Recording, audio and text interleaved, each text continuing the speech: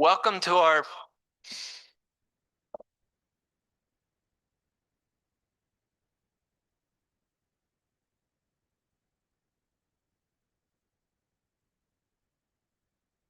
maybe mine. I mean, it was a computer for them. Testing. It's your computer. Let's try that one more time. Very good.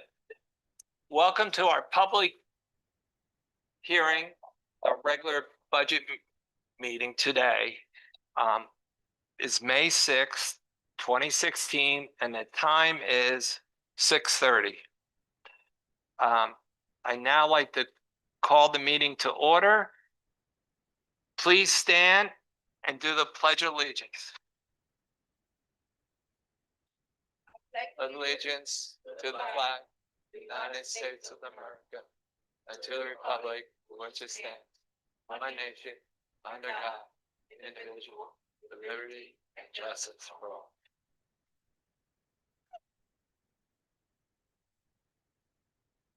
Madam Board Clerk, may I have a roll call? Mr. Cummins, Present. Ms. Eleanor Chiarenza, Ms. Fatima Santiago, and Mr. Creedon. Present. I now officially call to order the public hearing of the proposed 2026-2027 school budget for the Poughkeepsie City School District.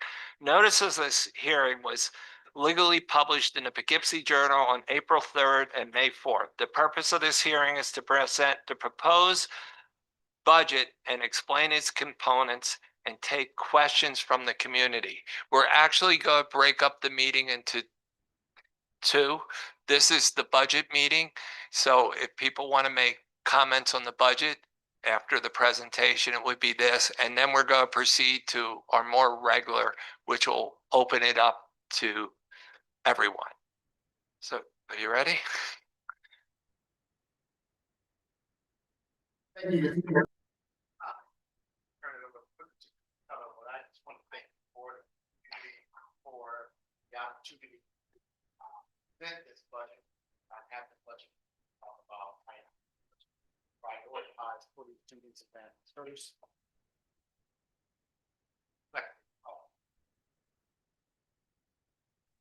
With that said, slides to share with the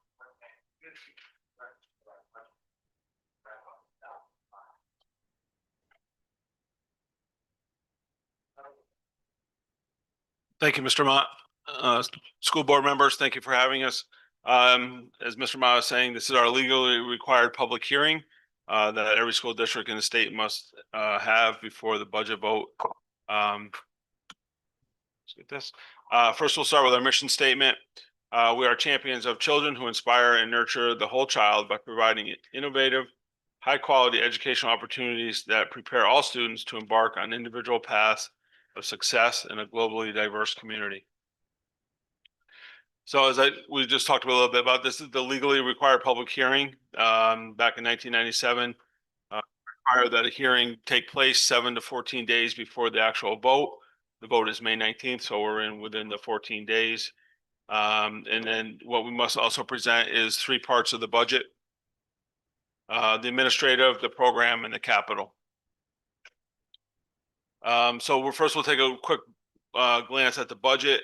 As we've been talking for a couple of weeks, and the adopted budget as of April 21st, and this is subject to change based on the governor's final budget, which we have not seen yet. And I think they have another extension until next week. We're still proposing $156,908,757 budget. The budget equals our revenues, so we have a balanced budget. Just a quick look at our three-part budget that will be in the flyer, the budget flyer that goes out to the community. They have the administrative piece, has a comparison of board, and it just shows some of the highlights, some of the topics and programs that where the funds are spent. That's actually has gone down this year a little bit under 2%.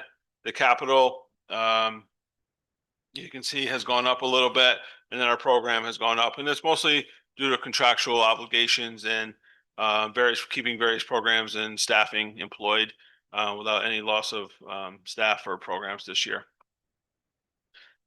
And then here's just a pie chart of the three-part budget, just showing where all the pieces go to.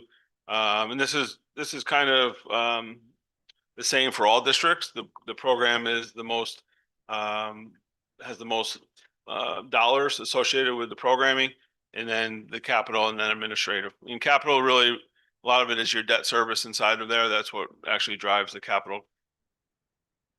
So here's our revenue sources for this year. We have our state aid, which we hope will increase a little bit with the governor. We're going to go with our tax levy. We have some other revenues, and we have our pilots, which is our payment in lieu of taxes. That's actually gone down this year. And then we're using some fund balance as the district has done in the past few years. And then we're also tapping into our reserves, which is something we're just going to need to monitor moving forward. So the revenues give us the $156,908,757. You can see the pie chart for the revenue. You can see where the state aid takes 67% of the revenue for the district. That's kind of normal for a city school. And then you can just see the other smaller pieces of the pie where the revenues come from. And then as we just review our tax levy summary, we need a 50+1 vote this year. That's to increase the levy by 4.21%, a little bit over $1.4 million this year.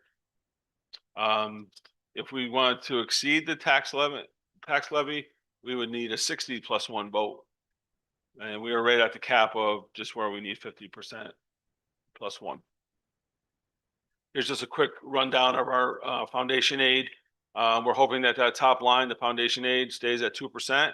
And that's where we talked about in the first couple of slides that it's predicated on the governor's runs, and hopefully that the foundation aid stays at 2%. And then these are all the areas where we have pre-K, UPK, the BOCES. BOCES, we get a lot of refunds if we spend money with them and buy services. We see special services are high costs for special ed, our private excess costs for special ed, transportation, building aid. And so these are just the breakdown of where all the how foundation aid and all the other categorical aids are categorized. So if we look at a budget at a glance, this was adopted April 21st by the board and subject to change with the governor's final budget. But our preliminary budget is $156,908,757, and our revenues equal the same. Our proposed budget increase is 6.282%, using fund balance, $7 million of restricted reserves and $2 million of unrestricted reserves. So that's a total of $9 million of reserves. And then leaving our restricted a little bit over 33 million and our unrestricted at right around 3.9 million. So in our tax levy, as I talked about previously, an increase of 4.21%, which equals $1.4 million to the tax levy. Now, we also talked about previously that the tax levy and people's taxes will depend on equalization rates that the state puts in place for next year's tax rolls. So if this budget were to be defeated, the board has two choices. They can put it up for a second vote, or they can just decide to go to a contingency vote, which means they would use last year's tax levy. And then also the other things that would be impacted would be there's no capital improvements inside the district. We would have to charge for everything, athletics, gym space, things like that. And there's all, no major repairs can be done unless it's for health and safety. And so there's two choices. You can go to a second vote or just immediately go to a contingency vote. So just to recap, the board election and school budget vote is Tuesday, May 19th, and from 9 a.m. to 9 p.m. Please contact the district clerk if you have any questions about where to vote, if you're registered. And then for more information, you can email budget@poughkeepsieschools.org or go to our poughkeepsieschools.org budget website. You'll see all the documents that we presented over the past few months, and then you'll have all the information there as well. So thank you, and we'll open it up to the public for any questions.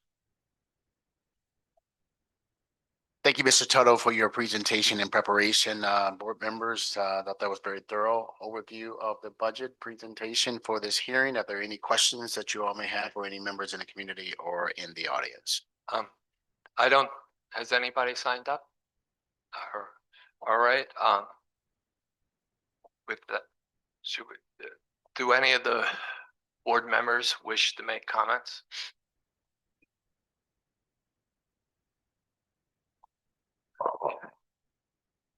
Thank you, Mr. Tuttle. Yep, with that said, we will now move into the regular business meeting portion of the agenda. And at this time, I would ask, are there any student comments on the regular meeting and citizens comments? Sorry. Good catch. I see the students out there. Citizens comment at this time who would like to come up and say something? Can you just make sure we have your name after your statement? No, just sign the sheet after you make your comments. All right, that's all I'm asking. Makes it easier for the minutes to be had. Thank you, Mr. Thank you, Mr. Tuttle. Tuttle. Well, give her directions. So my name, You just state your name, where you live, and you have 3 minutes of comments. my name is Latoya Peterson. I live in the city of Poughkeepsie. Can you hear me now? Yes. My name is Latoya Peterson and I live in the city of Poughkeepsie. I would like to ask you, well, what is the policy on communicating with parents? What's the timely fashion that somebody needs to get back to parents? All across the board, in administration and in the schools, what's the policy? Especially when you have a concern, a serious concern. You shouldn't have to wait days and weeks. The parents should not have to come searching for the answer because nobody's following up properly. That's a problem. Because we're entrusting our kids with you.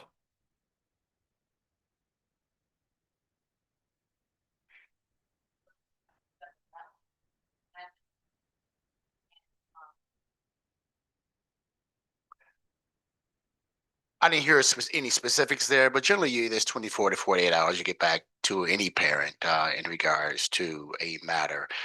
There's a lot going on in school day, but we know that parent communication, two-way dialogue, addressing concerns is always paramount to make sure there's open communication, open dialogue, and to make sure there are answers to the questions that you may have. If there are any specifics regarding to a school of that magnitude, we do have an assistant superintendent of our schools that can help you address something particular that you may have this evening. So before you leave today, I'll make sure someone speaks to you about your concerns. Okay, and my next question is, how do we make it easier to get appointments with the superintendent? Okay, well that's also easy to do but there is a protocol for that. So generally we like to say that if it's a question pertaining to your child's behavior or attendance, you generally go by the school first, talk to the teacher, then you deal with the administration. Administration, you're not getting anywhere. You have a conversation with the assistant superintendent of schools. And again, if you need further assistance from there, then you do contact my office and we'll try to set up an appointment to see if we can help you with your matter. Okay, well, I've already asked that. Now I'm asking you now. I need to set up a meeting with you. You need to set up a meeting with me. Yes. Okay, no problem. Could you assign somebody to speak Ms. to her? Turner will speak to her All and right, get her information. thank you. Yes. Thank you. Thank you for your comments. Any other comments at this time? I want to say something in support of what Ms. Peterson is saying. Like, even in my role as a board member, as a parent, I have lack of communication. And so I feel your frustration tremendously. One of the things that I've done as a parent is that I will include an email with the entire teachers team. I include the school counselor, administrator, anybody and your mama that I need to include in that, and continue to be persistent. And I'm very facts-based. So if there is anything that I see I've identified as a gap, I'm bringing that up, and I continue my documentation and then take it up to as many levels as you can. Because I agree that communications are critical when it comes to trying to address something that's going on with your kid. So I support your concerns and in joining in alliance with you, requesting that we get better at communication systems because they are not good. I echo those sentiments exactly as she put them. Exactly how she said it. Thank you. Just let you know, I appreciate you for coming. We did it without the kids, the parents, but not an issue. So I wrote down their names for follow-up. Trust me, even if I gotta come to the school, I'm a board member, but I love the kids and the parents. That's why I'm here. And I'm also a parent, just to let you know, so your concerns are not going unheard. I'll follow up. All right, thank you. That concludes the citizens' comment.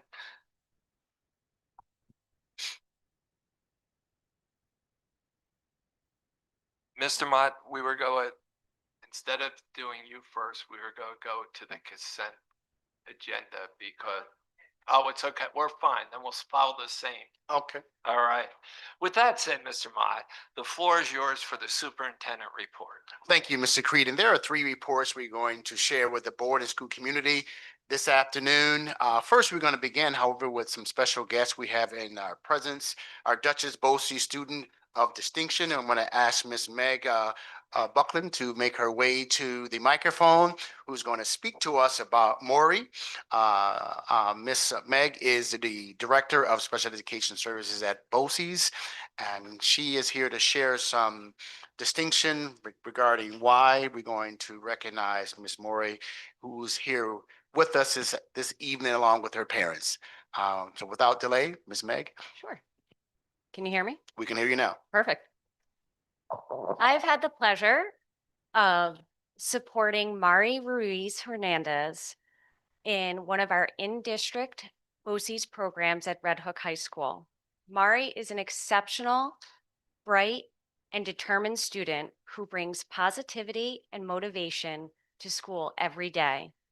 She arrives with enthusiasm and genuinely strives to meet expectations in social, emotional, academic, and job development skills. Mari participates and collaborates in the Peace Classroom within Red Hook High School, along with integrated classes with Red Hook students and our work-based learning program. She shows great respect for both her teachers and classmates, contributing to a positive learning environment. Mari particularly enjoys sharing her imaginative stories about her original character, Saleo, and friends, which inspires her classmates. Mari also inspires peers with her dedication and hard work in school. I'm sorry, can you just pause for a second? We want to make sure her parents understand what's happening right now. So we want to get someone to translate Oh, so that her sorry. parents also are aware of what's happening in this moment. Can you share your statement with me so I can translate as you go? Yeah. Can I send it to you digitally or do you just want this? Yeah, if you could send it to me digitally, that would be awesome. I'm sorry, I didn't want to interrupt, but I was I would thinking like for about, you I guys to appreciate understand someone bringing it up yeah, because what I they're was saying. thinking the same thing.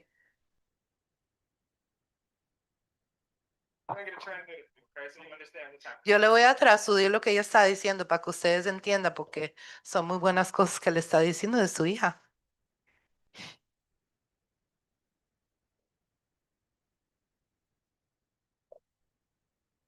So Ms. Buckley, you know, we, as teachers, we know we always have to be ready for the unexpected, right? So, yeah, we appreciate you. Not a problem. you for that. I'm sorry. Nope, it's okay.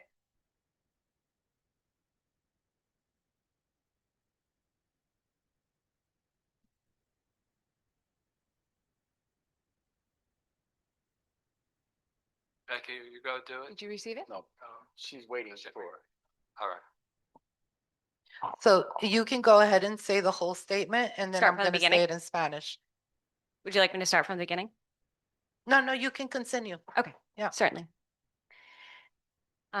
So Mari enjoys Oh. creating imaginative stories about her original character, Saleo and friends, which inspires her classmates. Mari also inspires her peers with her dedication and hard work in school and our work-based learning program. Guided by core values such as honesty, faith, respect, gratitude, humility, compassion, kindness, and love, Mari approaches her daily decisions with wisdom and confidence. Her positive spirit makes the classroom at Red Hook High School a better place. Congratulations, Mari. Ema?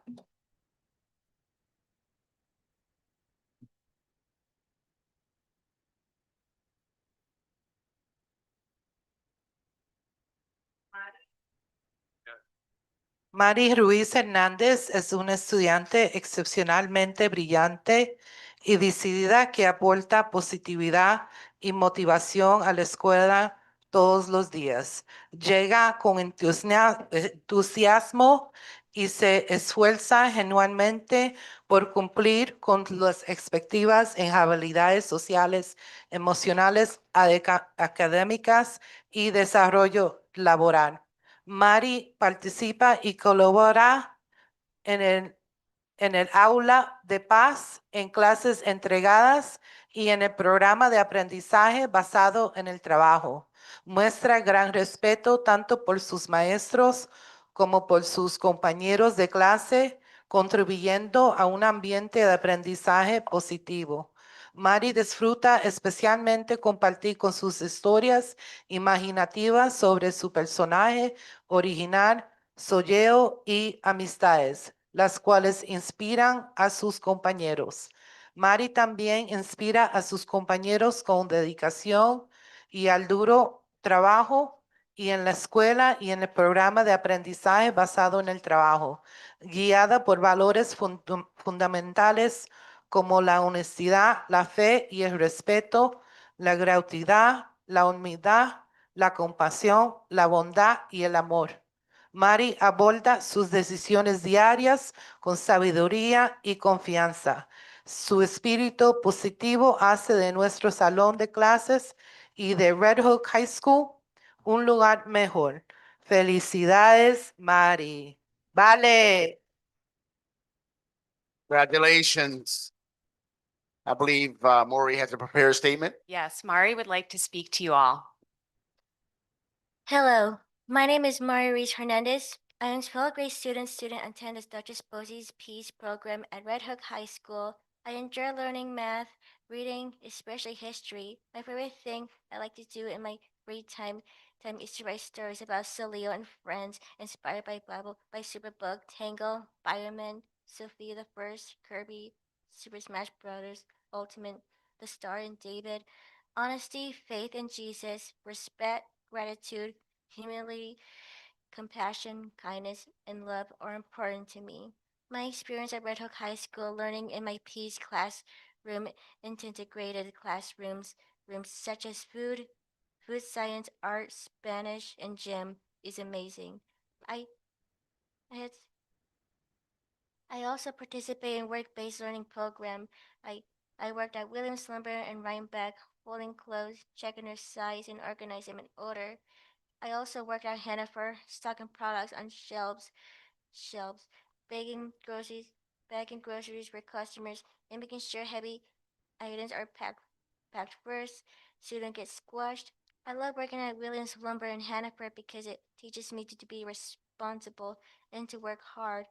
Thank you for the Students of Distinction Award. I want to thank my teachers, my counselor, administrators, my mom, my stepdad, and my job coach for always being there for me because they're the light of the world. I want you to know that autism is not a I want you to know that autism is not a disability. It's a different ability. Thank you. Hey, let's give her a round of applause, Mari. Thank you. Thank you.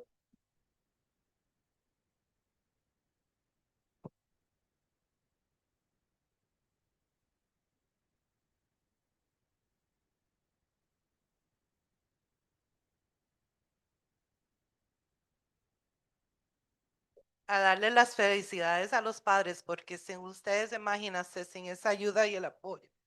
Les doy las felicidades a la familia entera. Gracias.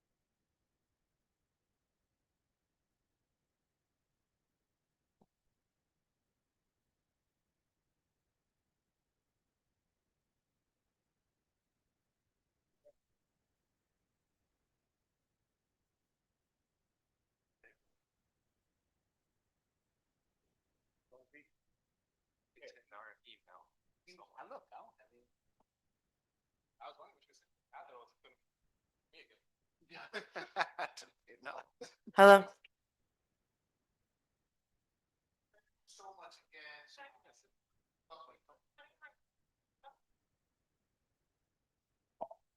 Thank you all, parents. Thank you so much, Mari. Thank you as well. Congratulations. Fantastic job in your prepared statement. And as always, parents, again, thank you for supporting your children. And that's makes the job that much easier. So you definitely are welcome to stay. We're gonna shift to our second presentation for this evening. I'm gonna ask our team and partners from Trident and CPL to come forth to the microphone, Mr. Brancato, Mr. Humberger, and Mr. Sawyer. In the past, and Mr. Tuttle's gonna join them as well, who's been working closely with this team. You know, oftentimes we'll loosely use the words capital project. And sometimes that's not always enough to give the board and community more specifics and details of the type of capital improvement work that's going to take place this summer. So tonight, ask these gentlemen to prepare a PowerPoint presentation specifically speaking to phases 4 and 5 summer work that's taking place 2026. at each of our buildings. They will share with us this evening which buildings will have full access, limited access, and no access due to the volume of capital improvement work that's taking place. So I believe Mr. Sawyer is going to take the microphone first. Becky, if you don't mind, as he prepares, can you pull up the PowerPoint presentation for the community can follow along with him? But once again, I do want to thank each of them for taking this. And I hope you all can see the volume of improvements that has taken place over these last 6 years here in Poughkeepsie, with 1 or 2 more phases yet to go. And we're already in discussion about the next phase of the projects that need to take place to beautify our buildings and make them 21st century ready. So once again, tonight, focus is the work that's taking place this summer at our various school buildings, and specifically at our high school, at our middle school, at Clinton, and at Warren, the extensive work taking place there, why we have limited and no access to those buildings. But in the end, you will find that when we return from summer break, that you will be celebrating the beauty of our buildings, and particularly external. So without further delay, I'm going to turn over to Mr. Sawyer, and he's going to take the microphone at this time. Thank you very much, Kevin. Well, thank you very much, Mr. Mott, and Board of Education and community members that are here tonight and at home. We're back again for another update. It's really exciting to be here tonight to talk about all the wonderful things that are going to be taking place here throughout the remaining balance of the school year, as well as the summer. We have a tremendous amount of work activities that are taking place all throughout your district. And as Mr. Mott said, there's going to be some very noticeable changes when people return back to school in September. So we wanted to talk a little bit about that. And thank you for bringing up the fact that we're actually talking about tonight. I'm going to let some of the gentlemen here that's with us tonight talk a little about phase 4, which has to do with work that is currently happening now, and phase 5, which is work that's planned to be over this summer, right? Phase 4, so all of our work primarily has been, with the exception of 11 College Avenue, summer work. So when we talk about phase 5 and phase 4 and phase 5 and phase 6 to come, we're talking about 4 and 5 years of construction that the school district, the community, and your students have endured. And I'd like to think that we've been very successful in getting all of this work done in areas that really needed it without affecting your educational process, right? So important. So I just wanted to kind of say that. And also, I can't just say enough about the tremendous amount of work that's going to be taking place over this summer, all throughout your district. This is big stuff, both inside and outside. All right. And because of that, some of the buildings are affected. And so the message we heard was, please explain to us what buildings are going to be, is it going to be some construction in? Is it all going to be construction? Can we utilize them in some way, right? So we worked very closely with the administration to try and figure out how we can continue to do the regular programs that you do over the summertime, but still get all this work done, all right? So in short, going through the buildings that will be completely available for occupancy and use by the school district for whatever they find necessary will be Truth and Smith. There's no construction in those buildings that will affect any operations or educational process at all. And the school district is going to use those buildings as much as possible. The building that has limited use this summer is your high school and Krieger. You may or may not know that we're planning on having middle and high school summer school in the high school in a specific wing that is designated only for summer school for those 2 buildings. And there will be significant work taking place in the high school away from that wing. Okay. So we'll work very closely to make sure that areas are not affected, affecting the students' education over the summertime while we are doing all that work. And we will work very closely with the building staff to make sure there's nothing affected. There will be some work that we'll talk about that's going to take place on the outside of the building as well, both at the middle school and high school. And I'll let Jim talk a little bit about that in a minute. The buildings that have such a significant amount of work that's taking place on it that we feel it's not appropriate to have open for regular activities is the middle school, Clinton, and Warren. There's going to be a tremendous amount of interior renovation work that takes place in these buildings that will not allow us to have any areas occupiable by students or any other programs within the city in a safe and healthy manner. We want to get all of this work done in one summer, not two. We want to get all, so we don't affect you next year. We want to get all this done in one summer. So we felt that the best approach to take, and in agreement with the administrators at the school, was to make those buildings unavailable. Okay. They will be available for school opening in September. They'll be nice and bright and shiny and new. A lot of flooring, a lot of ceilings are going to be changing. So you'll definitely see those impacts when you come back to school in September. So we wanted to share that information with you plainly.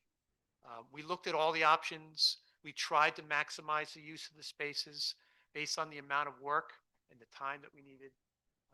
This is the most appropriate approach to take this summer. And of course, next summer it'll be something different, hopefully less.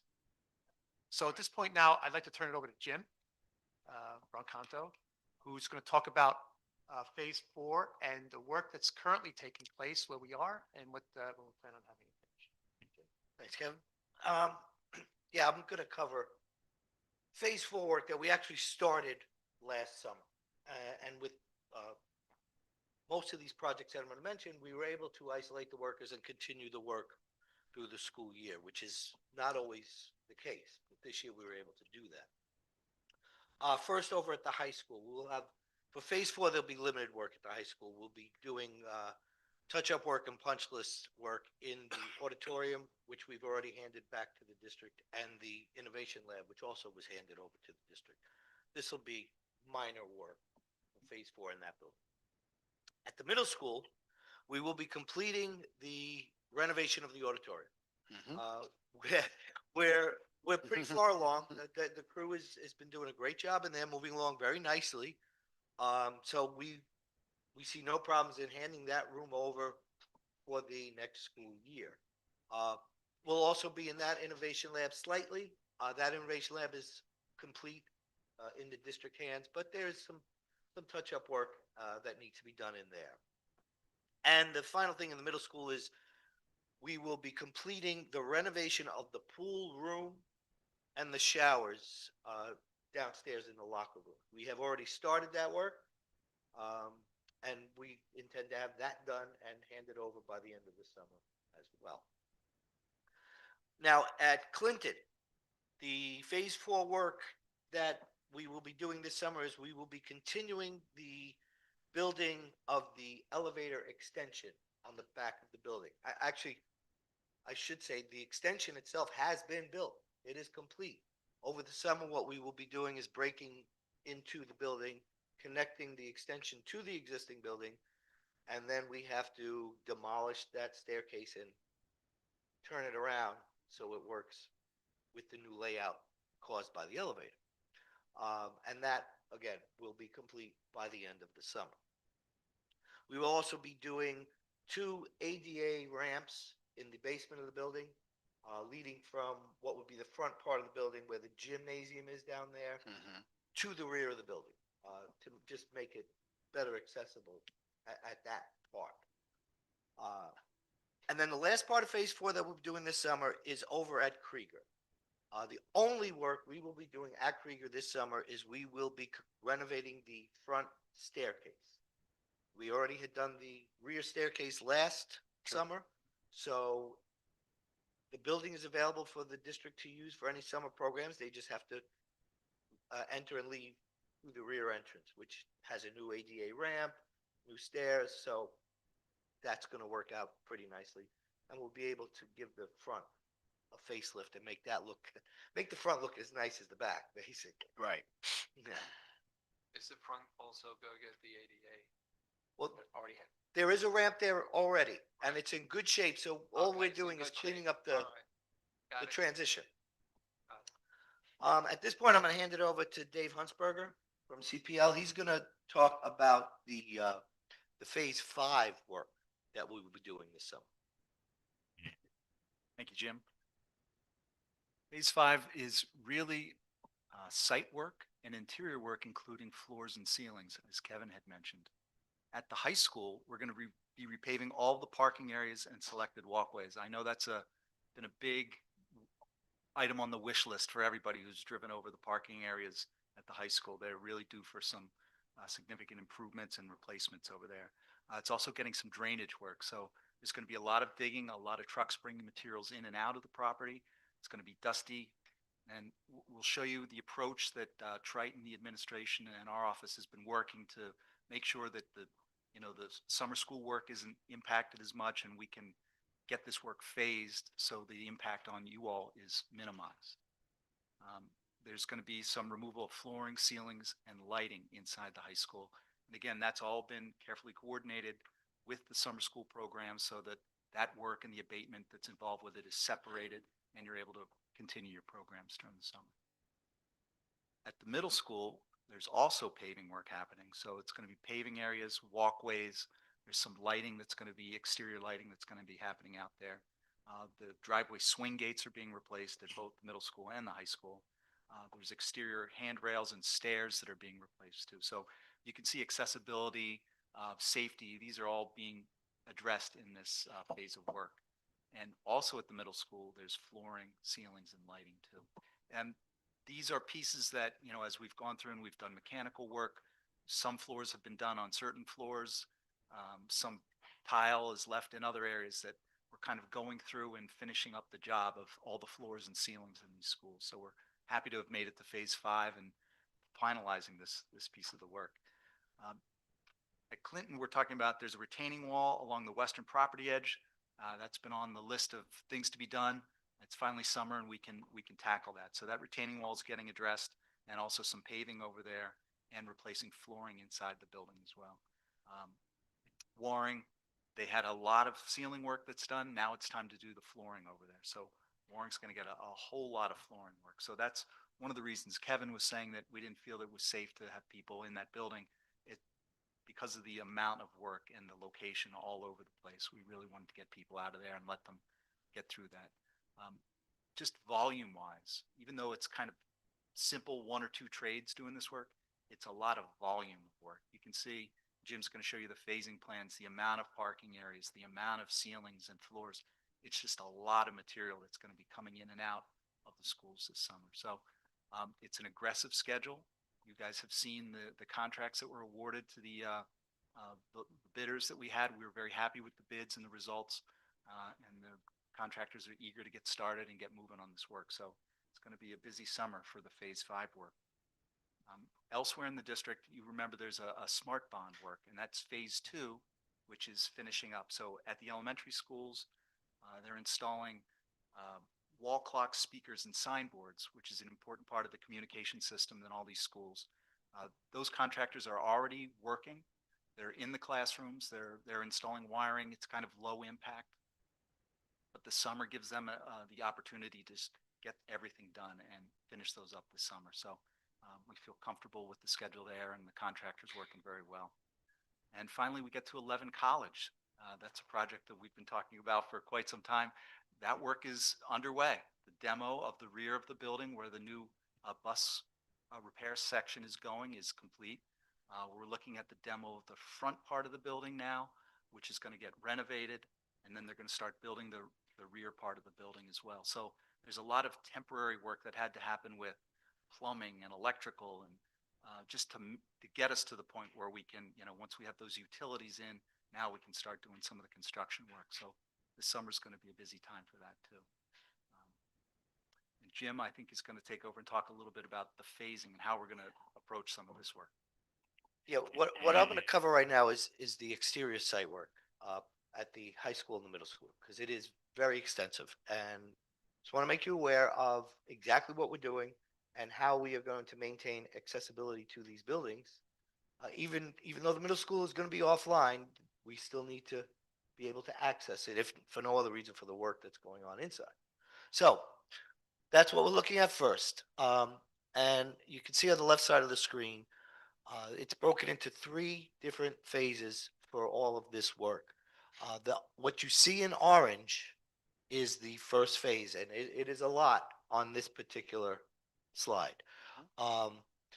The top left, that is the large parking lot that is in between the middle school and the high school. Right. Okay. And then you could see we're going to redo the entire walkway coming down onto the middle school property that wraps around to the front of the school.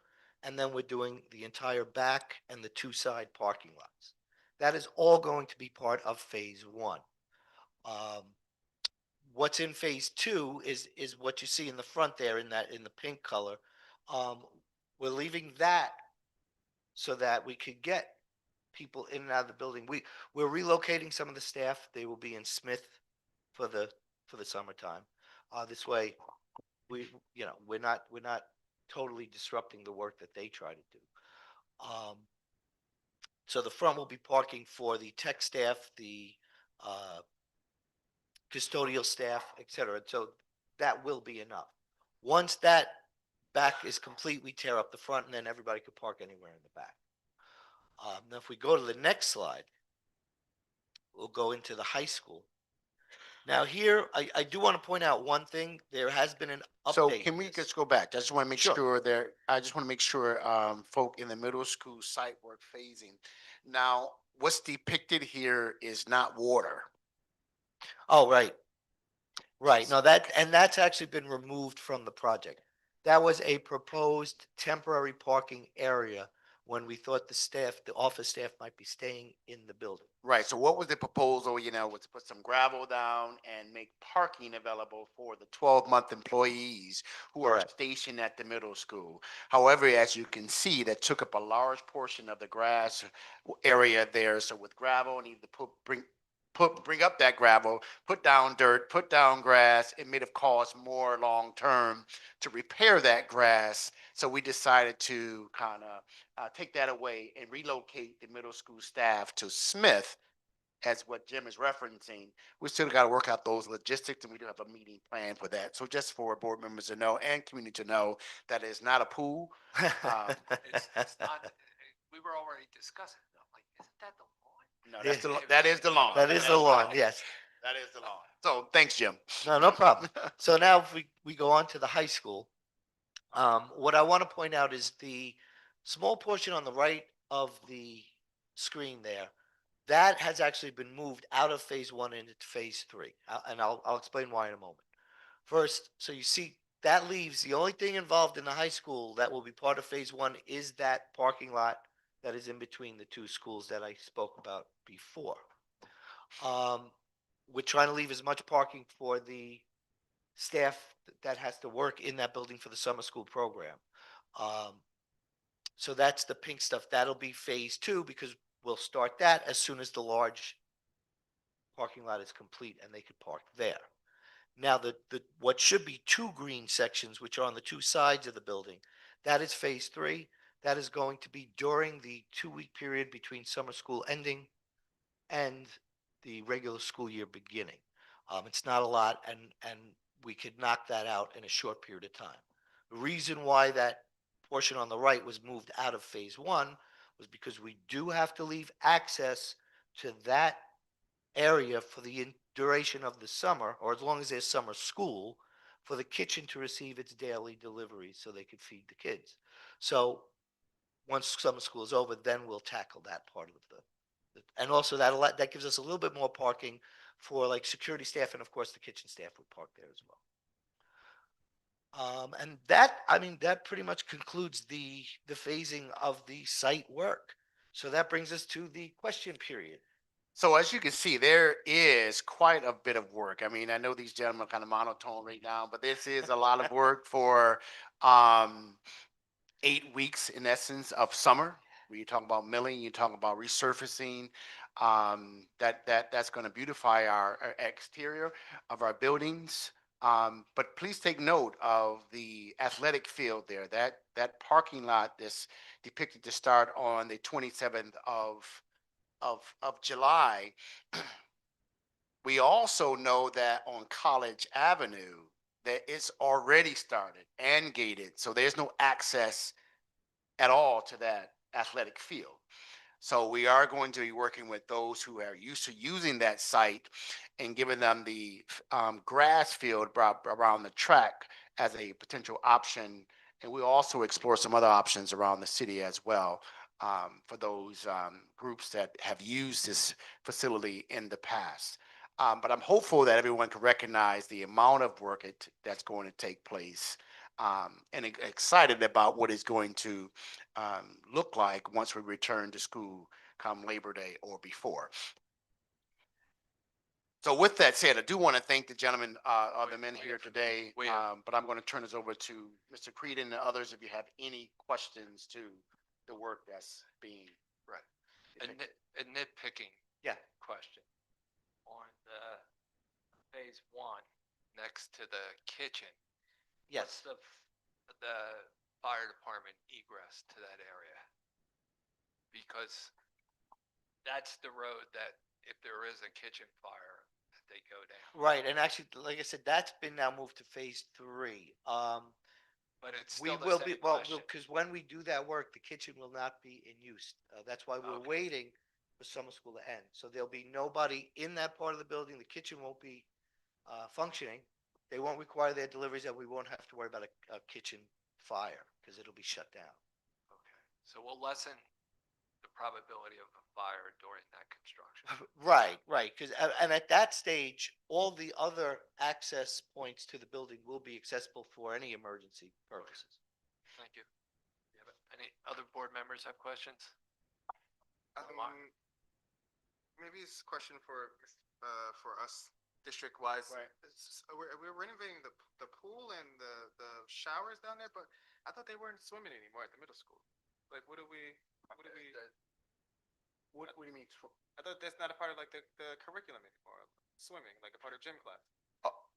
Oh, no, it may not be. We don't have offer necessarily swim curriculum at the middle school, but that pool is oftentimes used quite a bit by other entities and other external. So we fixing the pool so other people.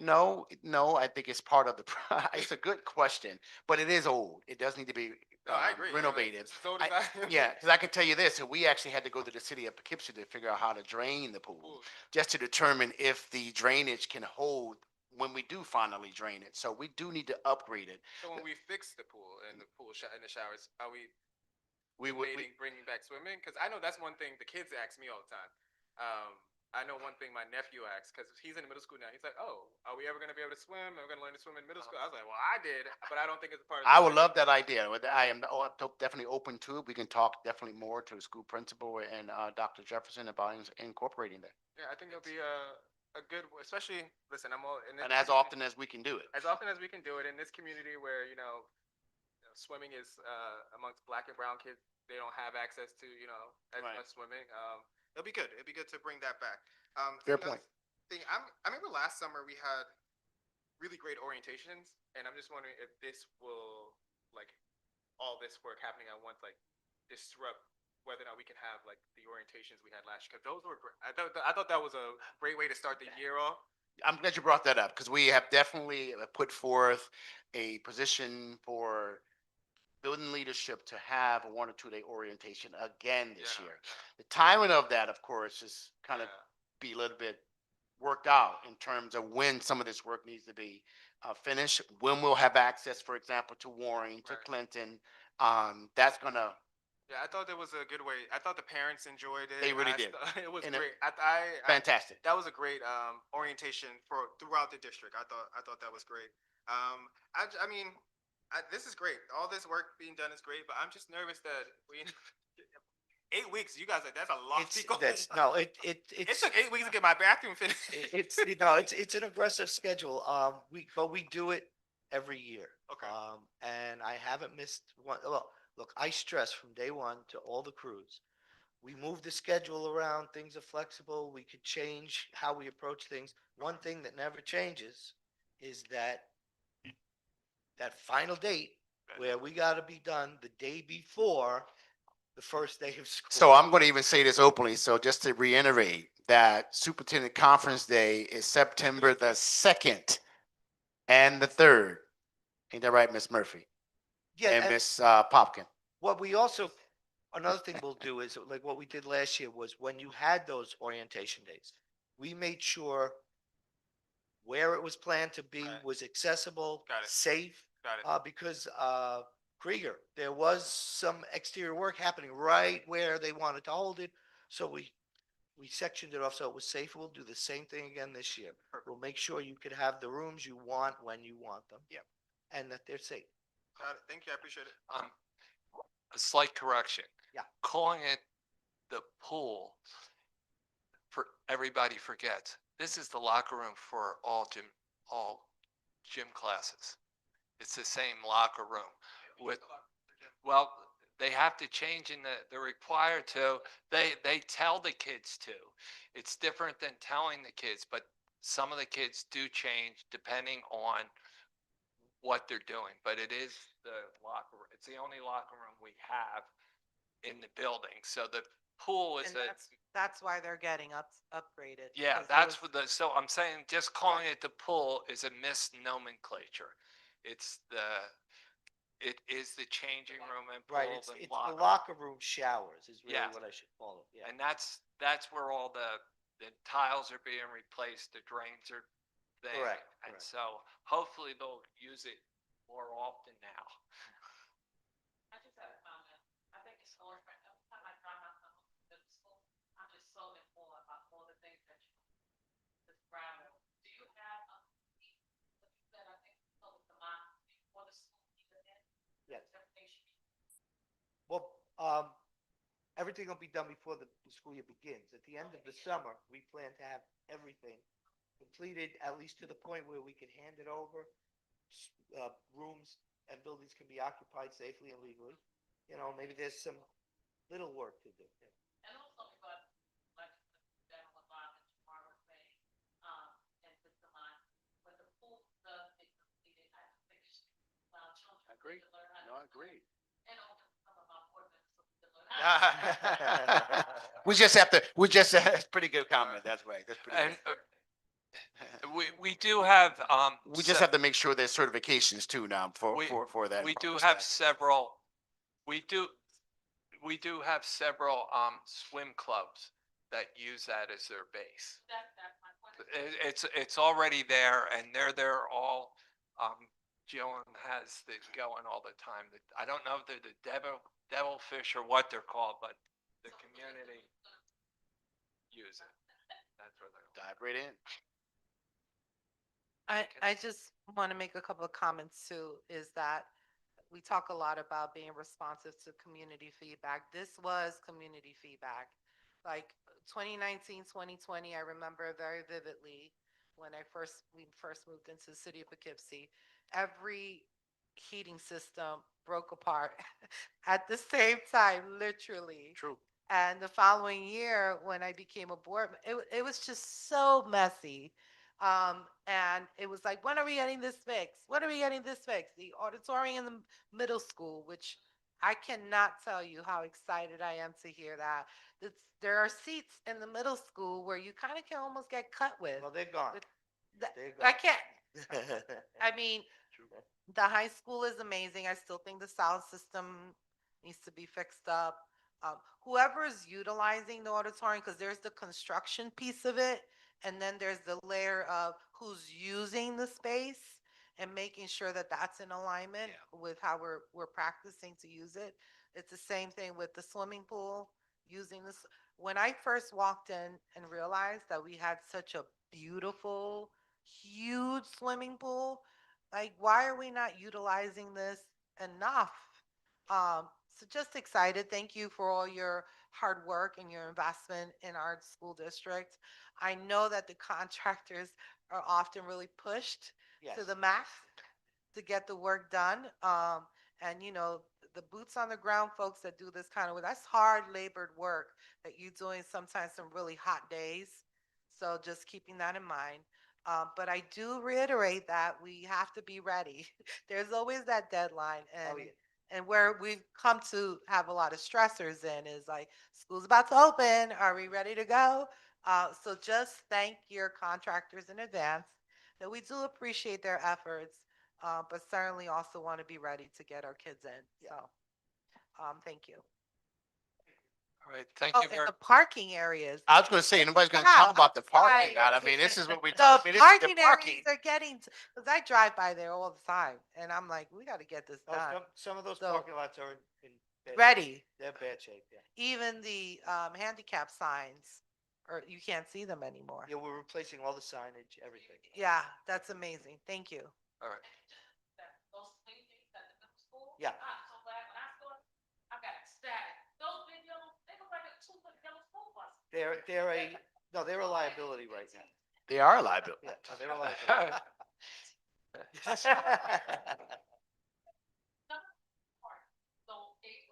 Be careful. I hear a certain age discrimination pointed at me. I mean, I can attest that, I remember when Spack and Kill opened and Poughkeepsie went there. No, guys, thank you so much, Mr. Tuttle. Thank you for Thank you, working everybody. along Thank you. with Trident and CPL. You guys are doing a great job. Thanks again. It's exciting work to be done. All right, you all have said, very good. Thank you very much. And our next presentation is going to be how we keep all the balls up in the air during that construction period. Yes, Is we're gonna, that good? well, we're gonna, absolutely, it's going in sequence. We talked about the work that's taking place over the summer. We're also gonna talk about how we're gonna work around to continue to offer our mandatory programs. And thank you, guys. Enjoy the rest of your evening. See you all tomorrow. Now we're going to talk about our summer programming that's taking place, not only within the Poughkeepsie City School District, but also around the city. We have been in communication. I have met with Mayor Flowers and Karen Williams. Also met this past Monday with the Poughkeepsie Leadership Council and spoke about how we could collectively continue to use our resources around the county to support offering programming, camps, recreation for our city students and families, a combination of free services, free opportunities, and payment with agency being given to our families. So we have Ms. Turner is going to speak briefly about our summer programming, and also Ms. Watson. You guys feel free to join us. You could take your seats and get the microphone if you don't mind. And while Becky pulls up the presentation, oh, Mike has it. Oh, that's what you're working on. So again, Ms. Turner is going to speak to her summer programming, which will also include Dr. Palmer's extended school year program, who's also had voice in the dates and times of the ESY program that's going to start at Krieger this summer. We spoke about the stairwell in the front of the building that will be renovated and updated this summer. That will not interfere with our extended school year program over at Krieger. So as stated, Ms. Turner is going to momentarily prepare to speak about the summer programs that's taking place. Ms. Watson is going to speak about how we're going to offer breakfast, lunch, and food services throughout the city. Where our food truck will be located and the like, given all of the capital work that's taking place. And I believe they're ready to start now. So I'm going to turn it over to Ms. Turner so she can begin the presentation regarding the summer programming for 2026. Okay, good evening, President Creedon, fellow board members, Superintendent Mott. It's always a pleasure. Alongside my colleagues, We always start with, we are champions for our students, and you just saw a brilliant presentation about all the construction that's going to happen this summer. And while we're working through that construction to help make our buildings beautiful next year as we continue that process, we are making sure that we are able to provide our students with academic access to programming over the summer. So we're just going to give you a review of what we're able to accomplish. And then today, Superintendent Mott can share, or Becky can pull it up. We have added our resources in partnership with community organizations to the website, so parents have access to see what they have access to over the summer. So just to give you an overview, our goal for our summer program is always focused on academics because we are prioritizing increasing outcomes for our scholars in the urgency of now. You saw all the construction. So Dr. Palmer's program, and she can speak to it if she wants to add, her program is a extended school year required by the state. That is starting in Krieger. That is one of our buildings that has the least amount of construction. And in working alongside her, we are adding the K2 program to Krieger. So if you remember the construction slides, the construction is in the front of the building, but we have access to enter through the back of the building. And working alongside her, we worked out how those two programs could be in that building together. In addition to that, we have access to Truth. So we moved our 3 through 5 programming to Truth Elementary School, and we are currently working alongside Children's Cabinet to see what other opportunities we could provide in that space, that they might be able to provide in that space to help extend programming for our students, our early students. In addition to that, in our middle school, we have programming, academic programming for our scholars. I'm not seeing that. Okay. Academic programming for our scholars. Last year, it was focused on math and reading. You can see this year we've added social studies and science. It's by invitation only because it's for students who failed one or more courses during the school year, and we really want them to be successful and recover that academic loss that they had during the year before they start the next school year. In the high school, we have a credit recovery and Regents prep program that's geared for any students who failed the course. They are invited to attend summer school to take those courses, pass Regents exams.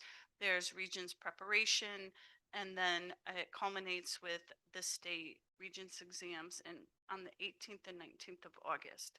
So that is our programming that we're able to provide this summer. And now I'll turn it over to my colleague who's sitting alongside me because food is important. Good evening. Evening. The board, thank you for this opportunity for allowing me to speak on the child nutrition program for the summer food service program. The state funded program allows us to feed our scholars ages 18 and under to eat free of charge throughout the summer months in the community. This program is monitored by Child Nutrition, and the Department of Health conducts inspections of the summer sites. We have a combination of open sites, closed sites, and restricted open sites. Included in the program, we have community-based organizations, summer camps, churches, apartment complexes, and Pulaski Pool, PCSD summer school programs. The summer food program starts July 6, 2026, and it ends August 28, 2026. Open sites are located in an area where at least 50% of the children are eligible for free or reduced price school meals. It is first come, first serve, and there is no registration required, no income guidelines required, and there is no cost. The following are open sites for the summer 2026. The Pioneer mobile food truck on the run is going to be located at Pulaski Pool due to the construction that's going on throughout the district.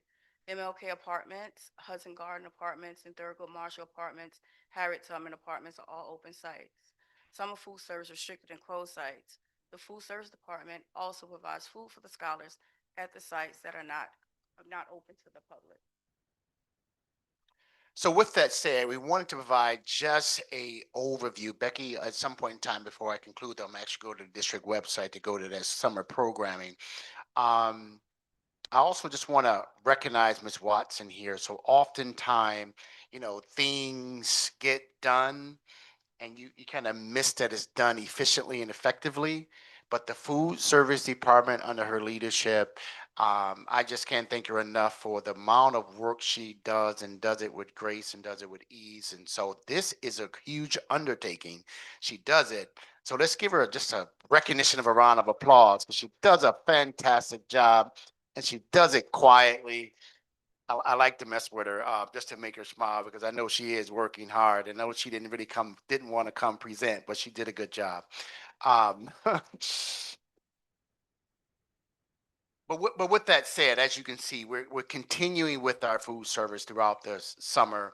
Our board president, board members, if you have any questions for Ms. Turner, Dr. Palmer, Ms. Watson, now is the time to do so. I'll turn it back over to you before I go to the website and have Becky share with the community where our summer programs is listed on our website. I'm going to start with Fatima. Got you. I wasn't ready. Why did you, I had to wake you up, Fatima.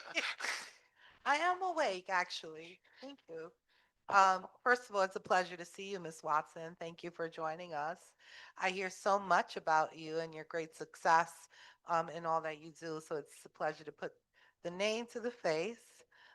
Thank you for all you do. I mean, I think I went to, it was I want to say our strategic planning meeting, and there was like kale, and it was just like, oh, okay, we are doing right. So thank you for what you do.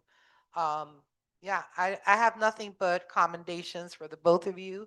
Um, Assistant Superintendent Turner, I know that we're doing the best we can to serve students. I know that wholeheartedly. One comment I do like to make, though, having experienced other school districts, not just personally as a parent, but also in the community. I think I've touched point almost every school district in this Dutchess County, and also New York City Public Schools. Summer camps aren't necessarily something that's institutionalized by schools, right? Often what I've experienced is that outside entities like nonprofits, other community organizations will come, they'll raise funds, and then they sponsor a summer camp. I will highlight, for example, Beacon City School District. They have their rec people who sponsor summer camps. Of course, there is a fee, and they do a sliding fee for families that can't afford the whole bill for the summer camp. But these are the ways that summer camp has been utilized. Now, summer school, that we have to have summer school. We have to figure that out. But I just want to make sure that there's a distinction. I recognize that there's a need, but I think that the school district shouldn't always have to bear the burden of those financial responsibilities, right? It can't be always us. We have to partner with community organizations to be able to help partnership in delivering those programs. I can tell you factually that this occurs in New York City. And there are plenty of successful summer programs that happen in partnership with a lot of nonprofits that do the work, get the money, and then they deliver. So I encourage that our community do the same. Thank you.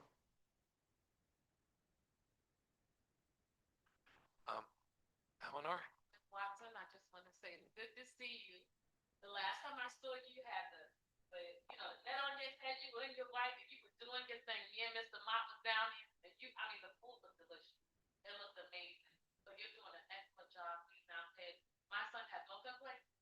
I'm not saying not one, and trust me, Elsa, not one complaint. So if you really want to know, ask the kids, right? Of course they want to eat McDonald's and stuff, but you do the nutrition thing, and I love that. Not one complaint that's been in the district. So I appreciate what you do. Don't think it goes unnoticed. Because I saw you here and I said, I remember how when I walked with, Mr. Mott, and we do know it. So please don't think that everything you do goes, without thanks, because we thank you. We really do. Ms. Turner, thank you so much. And I just want to piggyback on the summer program. We should incorporate the CBO that provide camp for the children. And it's all about edifying the district, but also edifying the community, so that the children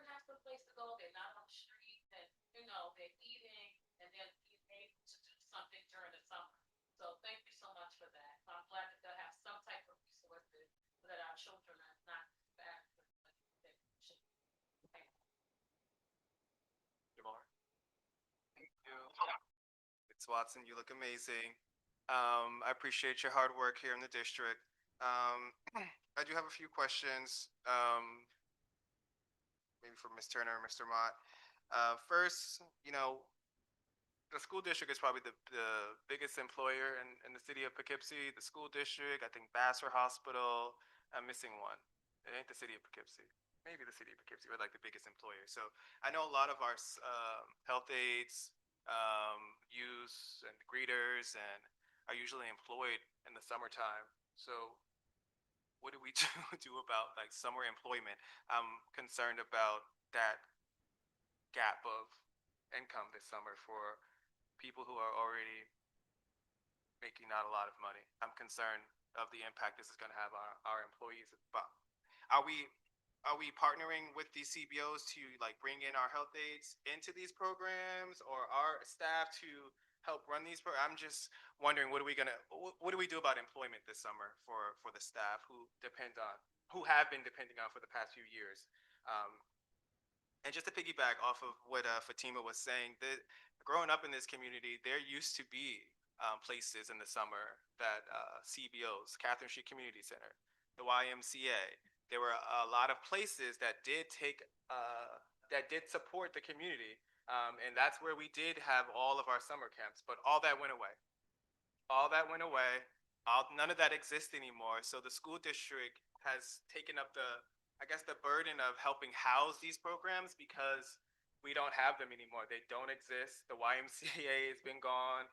I spent every summer at Catherine Street Community Center, and that's where my mom was able to send us while she worked for the summer. So there are no those places don't exist like in Beacon and New York City, here in the city of Poughkeepsie. So until we can figure out a space of how do we support our kids, the school district, unfortunately, has to kind of take up the burden of housing these programs, not running them, not financing them. I don't agree with, funding these programs per se, but giving them access to locations to house these programs, because we no longer have those locations anymore. I think it's important. Especially, I know this summer it can't happen because the schools are all being worked on, but I would hate to have 5 empty elementary schools this summer and then no place for the CBOs to go because we don't want to help take on the burden. So I get it why it's not happening this summer. This capital project makes sense, but we don't have places anymore. They just don't exist in the city of Poughkeepsie. So I think that's why a lot of CBOs depend on the district and the schools, is because there is no place else.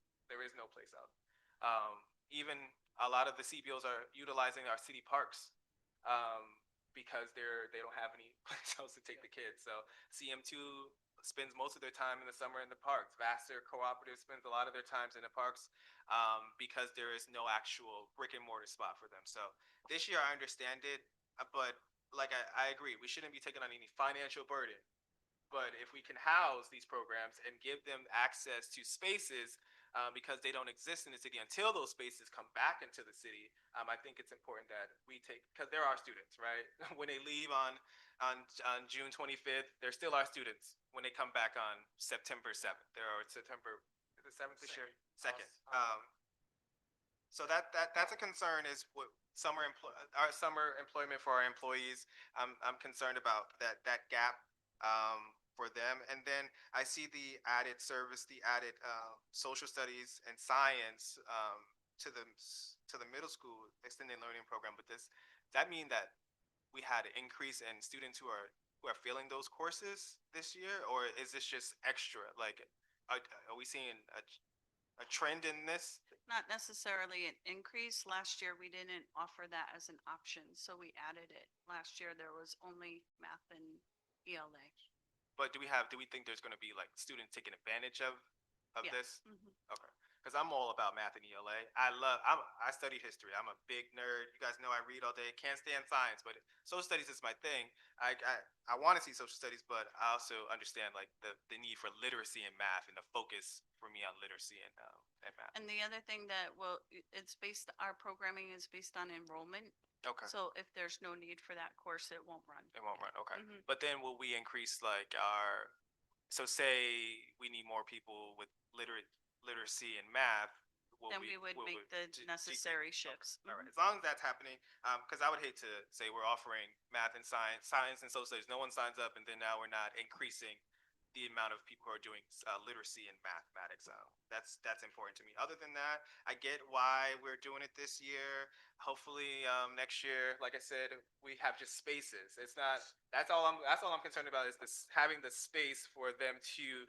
The CBOs should do their own thing. They should run their own program.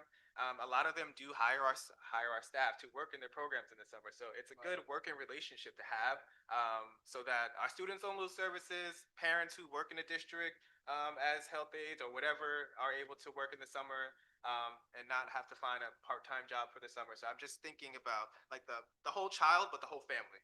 Right. And piggyback on what you're saying in terms of funding sources, I know that the Hudson Valley as a region has competing, funding sources. That's another major barrier. The other thing is that in the city of Poughkeepsie, whenever there are funding available, it's a retro. So you're giving after you do the service. And that's not really, I'm just saying this as just a statement out there. It's not really sustainable when you have individuals that are counting on their paycheck.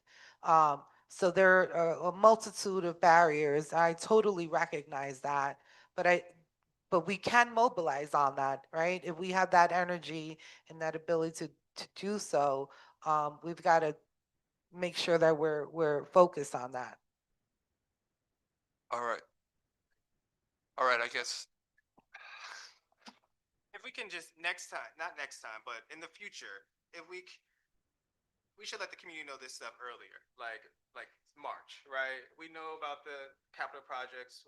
This is kind of a slip up on our end, just so that folks know, like not in May, that they don't have a job for the summer, or that they may not have access to a program that their kids can go to this summer. At least gives people more space. I see CM2 extended their early bird special so that allow access to more parents at a cheaper price. But I think knowing in like March would give people enough, I think personally, like 3 months before the school ended, they should have enough time to figure out what they're going to do with their students. But it's kind of next month, and we're kind of behind. So, but we're here. We've created this. We're directing them to the resources. Hopefully, the resources can take them, and the resources have available spaces to run their programs this summer. But this is what it is. Yeah, it's, Good sorry, evening. Greg, I'm gonna lob this one at you. All right. When we think about the view that we have taken about the children's cabinet, we've had a large view over time, and these catchers for the summer,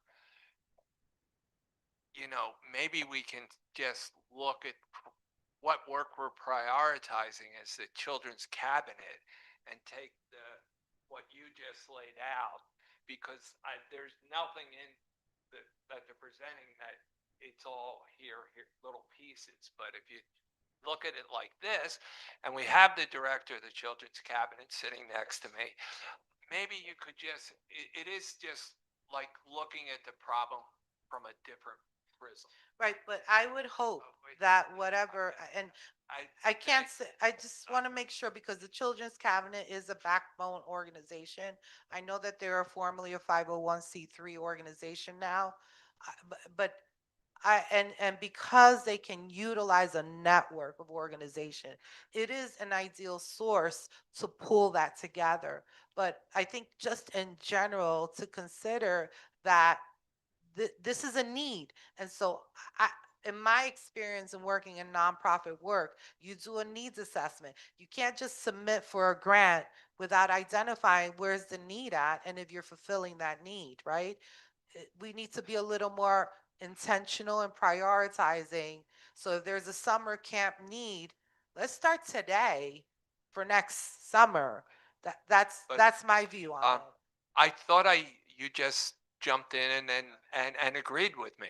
All right, I was saying exactly what I was saying was focus on this problem and just move away from, just take a fresh look at the children's cabinet work, prioritize it, and see where this comes out against the other 195 things we could do. And I think that would be a good sounding board. Yeah, all I'm saying I wasn't trying to go against what you're saying, Bob. No, we were What I was agreeing. saying is that the Children's Cabinet is an entity that brings together people, but the funders, the people with the money bags, have to really prioritize this as an intentional, this is what we're gonna give you money for, right? And lessen the restrictions to that. That can happen, and I'm not necessarily sure that they're being responsive to those needs. All right. So luckily, we all have other jobs. And No, we it- all, no, it- no, and it's we're good. all volunteering with 503s. And so with that said, If you don't mind, Becky, if you can just show the district website and go under students, and there's a drop down for summer programs under students. Now, we're gonna have this as a pop-up, but after the May 19th vote. But I did want the community and like, we thought about that. it's no more than 2 weeks. It's It less was a than 2 budget. weeks. It was just a budget thought we had. Yeah. I, Can we put it on the homepage or something? Yeah, where we- They know they're not, cause it's hard to, I just Hard- want to go find this and it's not. It's not accessible. If we can just put it, it doesn't have to be the pop-up first, but like something on the front page, like We can this do that. link or something. that The people can know summer they have. program with a highlight, just Yeah, click they on it. can know We that. can do that. We can do that. Yeah, I see. summer camps, Okay. summer resources, something. They know.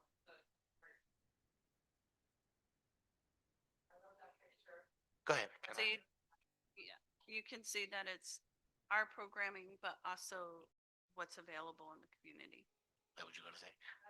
And Mr. Mott, the same, program, I'm just saying for some that can't navigate the website, could they be placed in the school, like as a flyer that, Oh, yeah. I'm just saying, maybe so that can't navigate. We, I like that idea. We can even have, Or can we do can we do an expo like in here? Like, can we have the CBOs come here and have the parents come sign? Like, can we do something more robust than just point, hey, these are the programs? Like, we need to be the ones bridging this. we, Or the children's cabinet, or we can actually. no, do I the actually, I'm gonna have Dr. Dino comment on that. I put her on this task. We had a very, really robust conversation on Monday about this, and you all are really hitting the points we talked about on Monday for you at length, but So go ahead, Dr. Dino. I didn't want to interrupt. I'm like, hey, I have information. So at the meeting on, Monday it was, Superintendent Mott really put the call out to really have the team come together to really focus on how we could leverage all the resources in the community and get the information out there. And so the follow-up to the meeting of the Children's Cabinet, there was a group from the Children's Cabinet, from the mayor's team, and us internally working together to kind of pull together a resource for the entire community that we've worked on collaboratively. And it's a really large, like, we haven't conceptualized what it's going to look like yet, but it's capturing all of the opportunities in the community for students and families. And then we're going to create a shared flyer with the cabinet and the city together that we'll be able to blast out through all of our networks. We're just kind of fine tuning those pieces, but we were on a call today, seems like a very long time ago, but it was today, to kind of make sure that we have all of the programs together on this shared kind of document. And then that way, with all three entities being able to blast out this shared resource widely to everyone, we thought it would be like a really great way to get to even more community members. So we have follow-up meetings just to kind of make sure that all of those resources are in place. Mr. Evans on the Children's Cabinet team had started the work with kind of a shared spreadsheet, and then we put in the programs that we were having, and the city put in the programs that they were having. And so we should have a resource that'll be able to be shared more broadly soon. We're just trying to fine tune it to make sure that it has all of the correct information and that it really represents as many of the programs as we can. So that way, once it's blasted out widely, everyone will know what's available. And make sure that whatever numbers they use, again, because of my work in the community, that someone's picking up the phone and saying hello Because sometimes I don't know who's making decisions about what numbers to post, but it doesn't reach the people that actually are going to get the next leg over.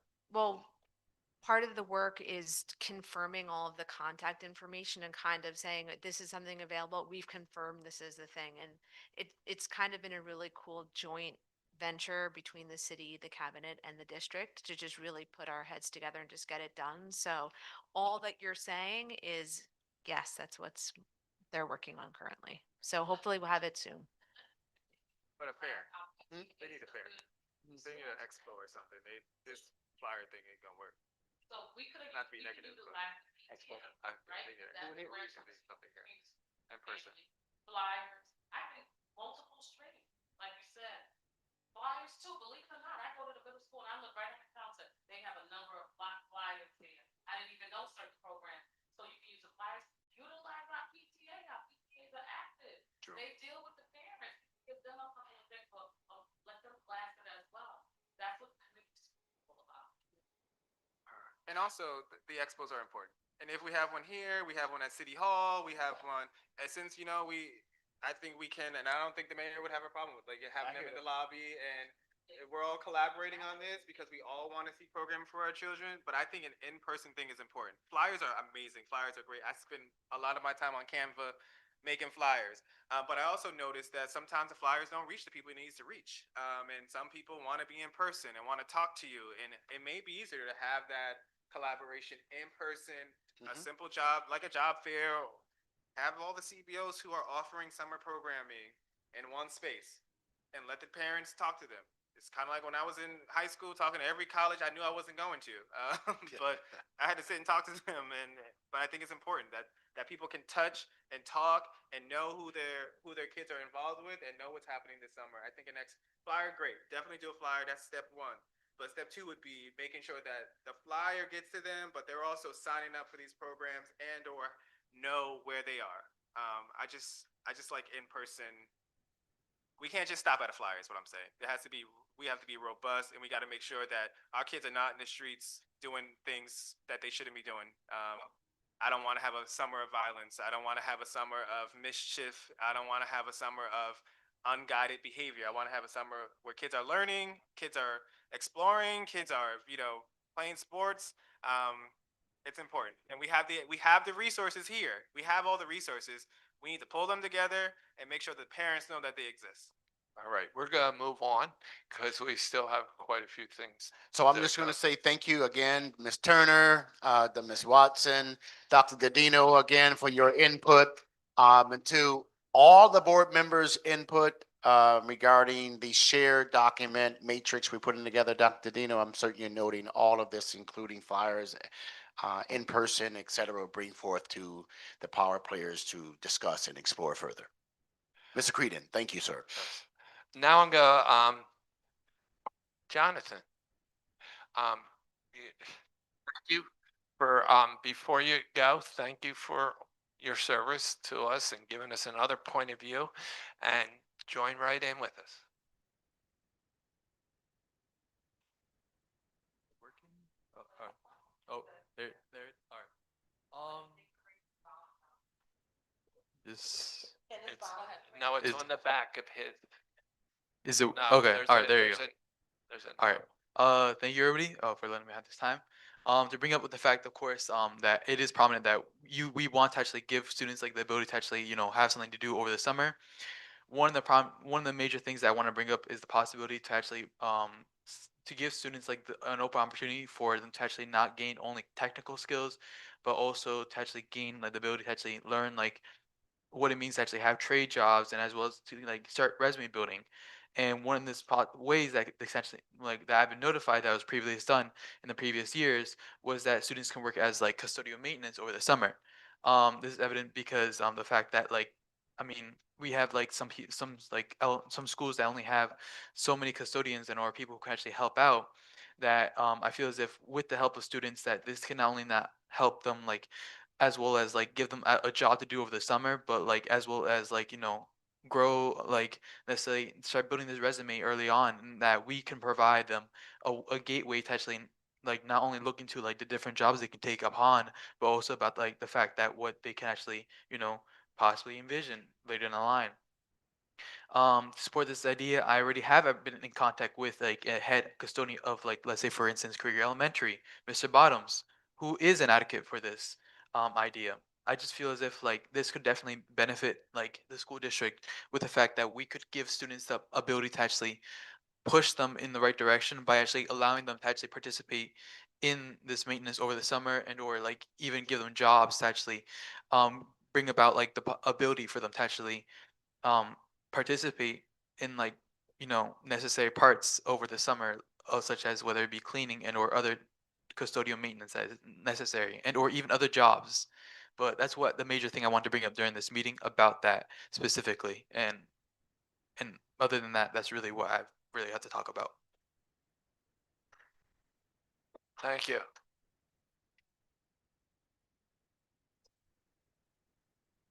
That brings us to the SAVE Committee. All right. The Capital Improvement and Facilities Committee. There's no report. I think I'm on that one. We had the presentation today, and so we'll keep going. The Finance Committee. We had a very brief meeting. It was to review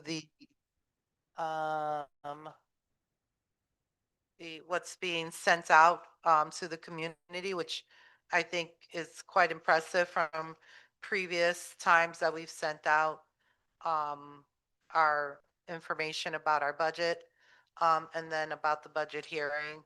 Again, it was just reviewing what the plan was and making sure that gaps were being addressed, which is the gaps that were highlighted at our last board meeting. Thank you. Did we have an audit committee meeting, or is it's coming up? No, that's what I thought. All right. Student Achievement Committee.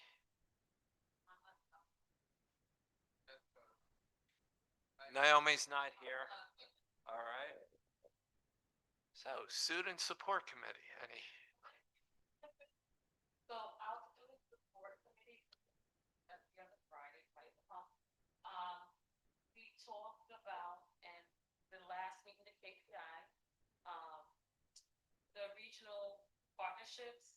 We're focusing on academics and reading comprehension.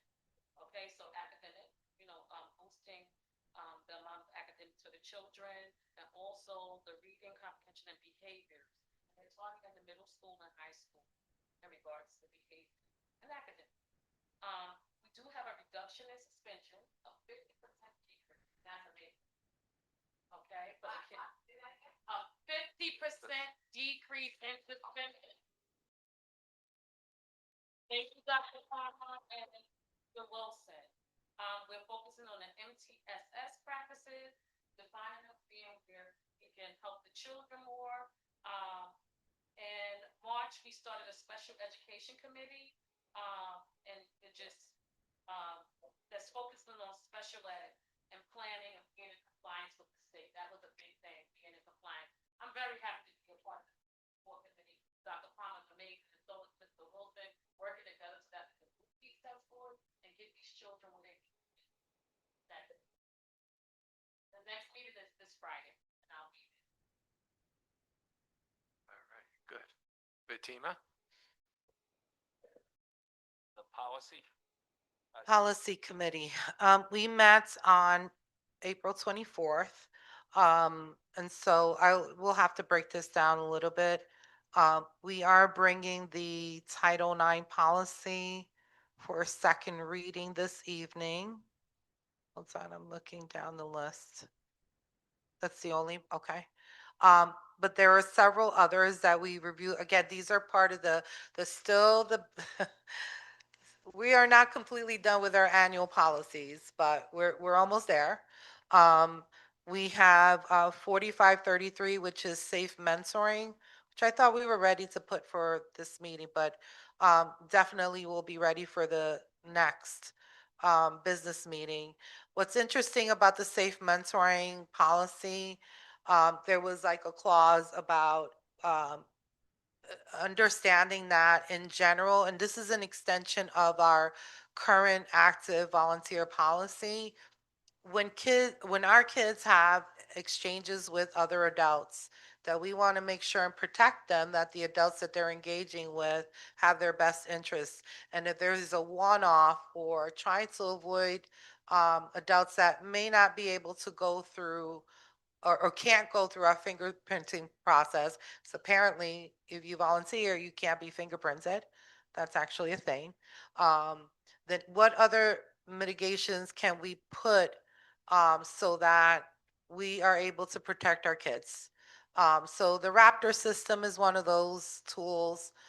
There are a number of things that will come up as part of that policy that our legal counsel suggested. And I don't know if Kate Reed is on the line still, may want to speak a little bit to that. But there will be a policy fully presented to the board that is an extension of the volunteer policy that speaks to, for example, contractors. We have contractors on, what do we need to do to really keep our kids safe as much as we can? So for example, with this summer, not having kids around contractors as much as we can. So there was extended conversations related to that. We are still working on 5460, which is child abuse in a domestic setting. We are bringing external experts into the conversation, as well as DeAndrea Williams, to expand further on that policy to ensure that we are leveraging our MTSS and our referral system to external partners to ensure that, again, we're maximizing the supports for our students and therefore decreasing, a CPS call that may not necessarily be warranted.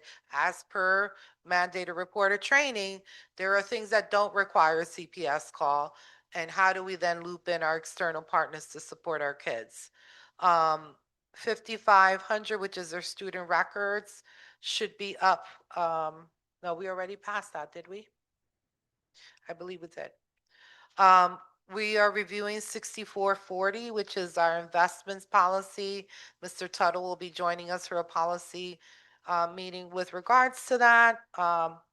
We are still working on 6685, which is Medicaid compliance. We are working with Dr. Palmer on that policy. Other policies that have moved along have been 4,000 This was at our last business meeting, which was the standards for instructional. Oops, I don't want to erase something we did. A lot of our curriculum management, curriculum adoption, the automated external defibrillators, which I was pleased that we did pass that. We need to work on 8130, which is the school safety plans. Superintendent Mr. Mott is reviewing that for language and making sure that the cardiac language is embedded in those safety plans. And the last one that I still have on the docket that I know Trustee Cummings had brought up as for us to review is the field trips, extracurriculars policy, and looking at the timeline and ensuring that everyone's adhering to that process. In addition, we've been working on the code of conduct. NISBA had already released an update to our code of conduct a few years ago, actually. And so what we want to do, and Trustee Cummings, at some point, we're going to be ready to move it to the SAFE committee for review. We have already had several meetings with students from K to 12. It's very interesting to see as they get older what their opinions are on the code of conduct, which is really interesting, actually. The younger ones are certainly want to deter suspensions, whereas the older you become, they're kind of more like, yeah, we need suspensions. It's really, really, really interesting to see, and then sort of their feedback. We now want to schedule a meeting with parents, so that will be happening next Tuesday, just to engage in feedback. And then once that part is done with parents, we're ready to move it to the rest of our partners in the SAFE committee. And then we'd like to propose it. Mr. Wilson will definitely be a part of that conversation. Dr. Palmer, I mean, a lot of the language really is towards being less punitive and more about restorative practices and using restorative language in how we engage with students. Looking forward to seeing that move forward. I think that's all. Did I miss anything, Beck? Okay, great. Thank you. Dutchess County School Board. Howard doesn't find my information. The Dutchess County School Board. So, the last meeting talked about cybersecurity. There's been a lot of issues with, internet. We are having our next meeting on 5/7. Also, the Dutchess County dinner we're having at Mold, and I believe that's in June. So, we're still advocating for monies and things like that in regards to the district. I'm trying to get, I believe it's on Thursday, June 4th. So it's at 15 College Ave. So they're still advocating for the money that is, that we need and that support of Dutchess County, district. The next meeting. Thank everyone for the reports. We are moving to the consent agenda. Are there any items to be pulled?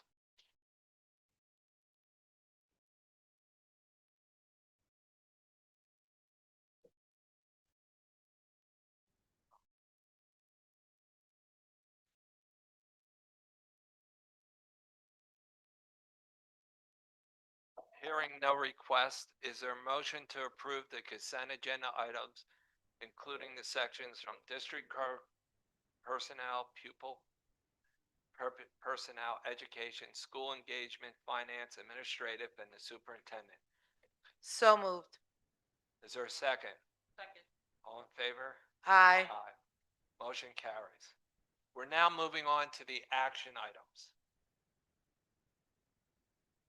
Is there a motion to approve item 20.1, separation agreement and release resolution 26-42? So moved. Is there a second? Second. Any discussion?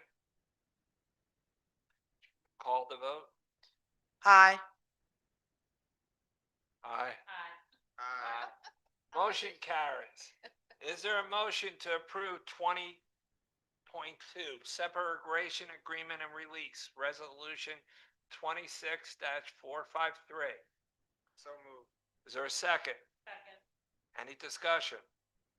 Hearing none, can I call a vote? Mr. Cummins, Aye. Ms. Martinez, Aye. Ms. Chiarenza, Aye. Mr. Creedon. Aye. Is there a motion to approve item 20.3, deputy treasurer's resignation, resolution 26-454? So moved. Is there a second? Second. Any discussion? Is there a call to vote? Mr. Cummins, Aye. Ms. Martinez, Aye. Ms. Chiarenza, Aye. Mr. Creedon. Aye. Is there a motion to approve item 20.4, approval of bringing on as a second reading policy number 0111, sexual harassment, Title IX procedures, resolution 26-455? Is there a motion? So moved. Is there a second? Second. Any discussion? Roll call. Mr. Cummins, Aye. Ms. Martinez, Aye. Ms. Chiarenza, and Mr. Creedon. Aye. Are there any walk-ons? That's it. No, that's it. All right. Mr. Mott, we're up to the superintendent comments. Thank you all today for a spirited board meeting, informative board member meeting. Thank all of the presenters tonight for your time in preparing the presentation and educating the board and school community. And board members, I want to thank you for being receptive to the information that was presented this evening. Just want to continue to encourage our students as we can conclude the last few weeks of our 3 through 8 state assessments. Continue to do your best. What did I say?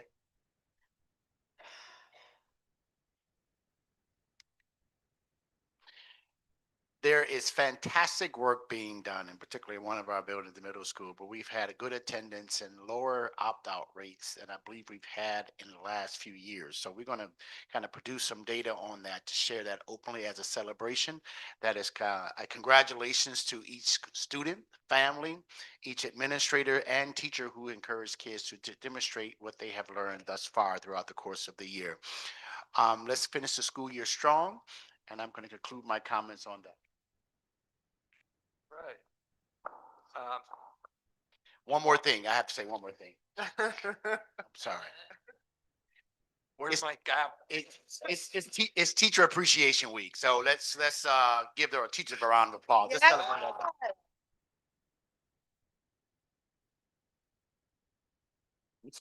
I love our teachers, but it's also Municipal Clerk Week. Shout out to all the municipal clerks around the county and the country. You guys are the unsung heroes of all your city and town halls. I'm always gonna shout out my clerk. Sorry.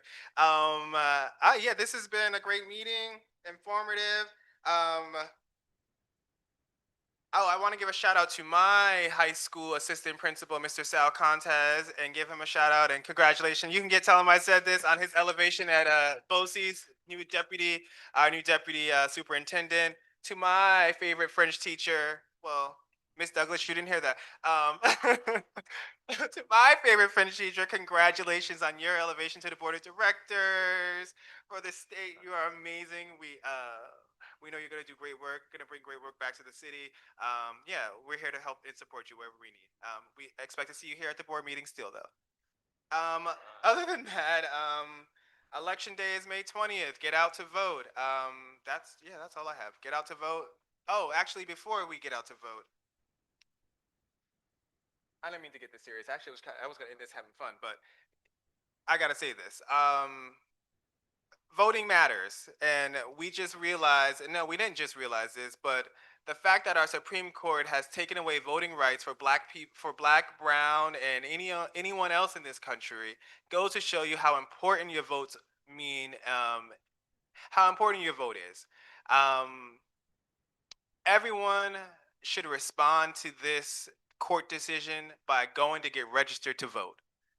Register to vote, show up at the polls, and show them that your vote matters, and they can't silence you. It's just sad. I would never think that I'd have less rights than my nephews and my nieces did. This is a sad time in our country, but we are resilient Americans. We will fight back. I know here in the city of Poughkeepsie, we're not going to take this laying down. I know and I can expect us to have higher numbers for our elections this year, especially our general election in November. But really sit down and talk to your children about the implications of having their rights taken from them, and the future of this country and how this is going to shape their future. Have those candid conversations with your children, especially our high school students. You guys are going to be the voters next. You guys are the next generation of voters. I think we as a district should take some onus in making sure that every student, they leave with a diploma, but they also leave with a voter registration card, because that is the key to the future in this country. So make sure you encourage your parents to vote. Parents, come out to vote, register to vote, go out to vote in the primaries, go out to vote in the general election. Do not let a court of people who only had to interview one time for a job and they get it forever, and then they don't have to be, any evaluations like the superintendent has to get to keep his job. These people get elected, they get picked, and they get to stay there for the rest of their lives, and they get to make decisions about the future of our country. And a lot of them are in the winters of their lives. So remember that. Vote. All right. Sorry, Bob. I'm sorry. No, I was about to instead hit you on the head with that. All right, Fatima. Hey, Fatima. I do want to make sure that there's a major appreciation for teachers. I know that every person in this room has had a teacher that they still remember to this day, and that means a great deal to them. And as a parent, I have teachers that I will forever be grateful for who we're in the presence of. Miss Heidi Murphy, you know, I always shout her out because just, I mean, just simply amazing. Um, I just can't say enough about the impact that teachers have. I remember growing up and taking the train in New York City. There used to always be a sign that said, sign up to the effect of become a teacher if you want to like impact a life forever. It's always stood in me because it's so true. And I do believe in that. Ms. Popkin, you made it. You've elevated us because I know that you will fiercely advocate for us. It doesn't just elevate you, it elevates us. Thank you for your leadership. And not only are we benefiting from that, but imagine our region's going to benefit from that. So thank you so much. Um, I need to thank our board clerk because I don't think we officially as a board had acknowledged there was, you all have to forgive me because I barely keep up with birthdays. I barely keep up with the appreciations. But as of recent, I know that there was a board clerk appreciation that should have been done. So I just would like to publicly acknowledge you. Um, and I just have to say about one of the special things about Miss Becky Torres that people don't realize is that in any organization, you always want to have individuals that understands the pulse, the environment, the culture, the people. And she is that connector to everyone in our community here in the district. And to have her as a board clerk to be able to say, you might want to think about this, or you may want to look at this because she's a trusted person in this district who is leaned on tremendously. And I just thank you for every day what you do. I'm not sure that everyone really understands and appreciates every bit of what you feed into this district, but I want to publicly thank you for that. Okay, and I am making a commitment to make a statement in Spanish because I started being a board member like that, and I'm going to now continue that way towards my end. Padres, madres y miembros de la comunidad, su voz es importante. Manténgase informados, involucrados y comprometidos con la educación de sus hijos. El ambiente escolar y las decisiones que impactan a nuestro distrito. La defensa y la abogacía comienza con su participación. Aunque enfrenten barreras o sientan que no son escuchados, siguen siendo presentes. Su presencia y su voz pueden generar cambios.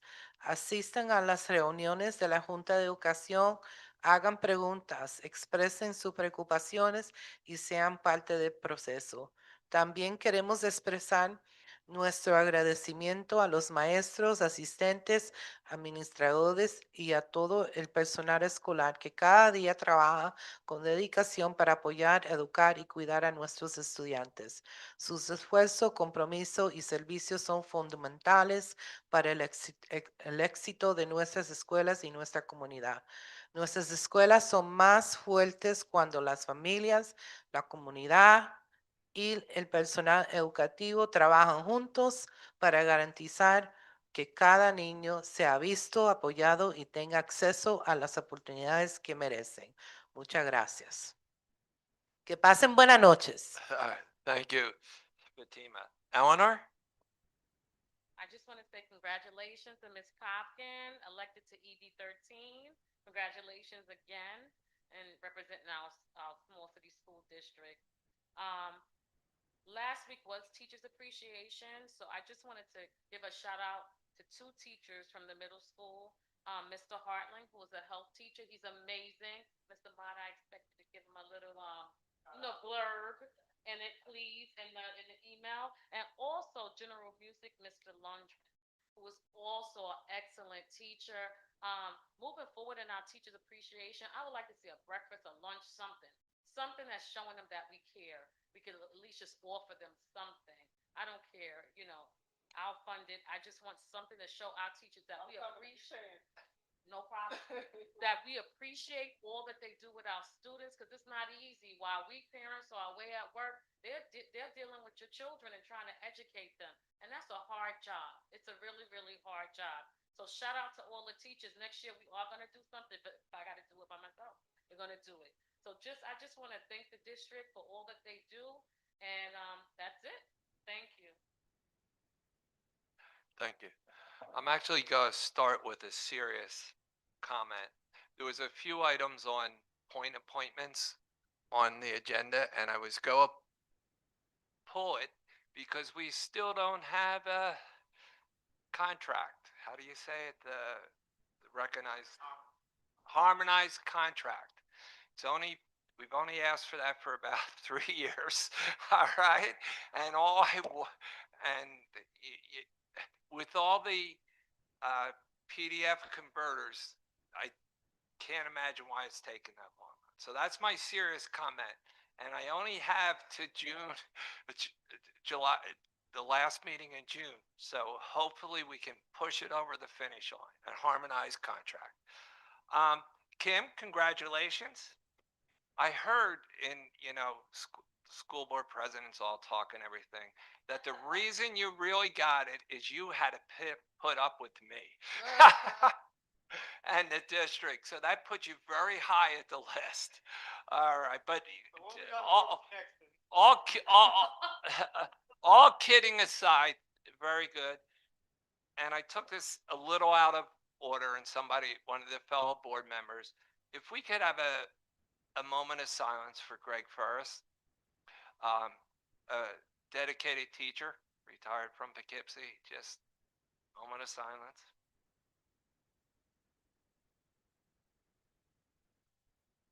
Thank you, Greg, for all you gave. And the last thing is, I don't say keep your fingers crossed. The state said today is the last day. So that must mean 12:59 and 59 seconds to finally approve the budget. I know we can joke about it, but I did the math, all right? And the makeup, since we're only 30% of the budget from taxes, the makeup a 1% decrease in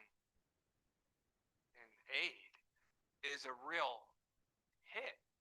I mean, a disproportional hit. All we hear is 1%, but that's 70% of our income. So it's a lot bigger when you compare it to our taxes. So hopefully, if you know anybody, not that we can do anything, but advocate for it. Don't egg Rob Rolson's car, but I know trying to do the best, but it's everything you can read on this, you can hear it. With that said, do I have a motion to adjourn? Second. All in favor? Have a great day. Bye.